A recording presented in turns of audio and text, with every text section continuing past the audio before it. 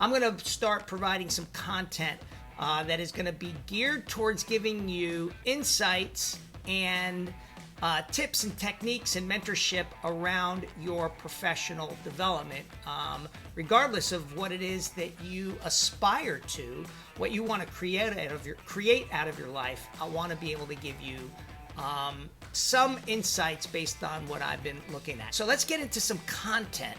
I wanted to share with you. So I'm talking about this new platform called L.E.A.P.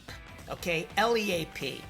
And it's a professional development plan. It's something that I am working on right now based on these books that I'm reading and some of the leadership that some of the leadership insights that I've been exposed to over the years. So I'm going to tell you that L.E.A.P, and I'll bring the slide up right now.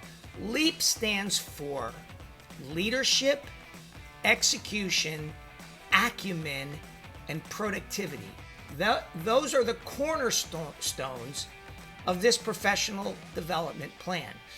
So a lot of people talk about leadership as its own entity, but if you're really talking about professional development, you not only have to talk about leadership and what the fundamentals of leadership are. Sorry, I'm looking at the wrong side of the camera.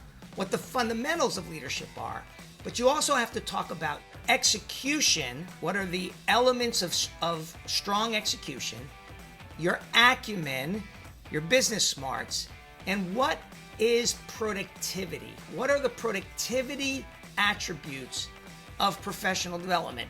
So this video is really just going to give you an overview of the program. I want to talk about leadership first.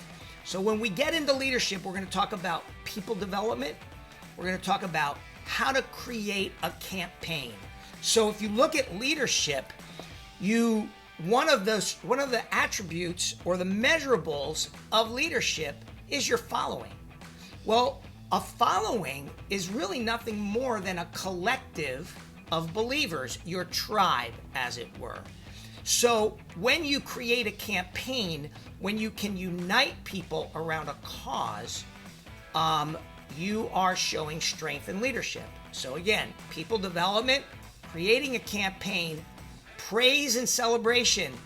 You may not realize this. This may be an oversimplification, but there is technique and insights around how to deliver praise and celebration, and then influencing behavior. And if you think about leadership from a holistic perspective, you understand that one of the intended outcomes of leadership is how to influence the behaviors of the people who report to you. And in many cases, how to influence the behaviors of people who don't report to you. How to have cross-functional influence on behavior. So that's leadership. Next would be execution. So execution, we're going to get into, the technique called confirm, clarify, and commit from the sales program. So we're going to talk about how to utilize confirm, clarify, and commit in your professional development. Of course, we have to talk about change management, right? You guys and gals, you see all these initiatives that we're rolling out. The change of process, the change of protocol requires strategy and a tactical perspective, and that's called change management. So that's a very important, critical element of execution. We're talking about cross-functional resourcing. A big miss in many leaders is not knowing how to leverage your cross-functional partners. And then, of course, execution is empty without validation and follow-up. So that's execution, L-E. Next is acumen. So acumen is your business smarts, right? You often will hear me talk about acumen, whether or not a person, I see a strength and acumen in a person. When I'm talking about business acumen, professional development acumen, I'm talking about FP&A, financial planning and analysis. Big part of your professional development. Like you want to move to the next level. Financial planning and analysis. We're talking about business planning, being able to write out a business plan and put your plan, imagine your plan and put it in motion, and then create a tactical review of that plan. There's strategic thinking.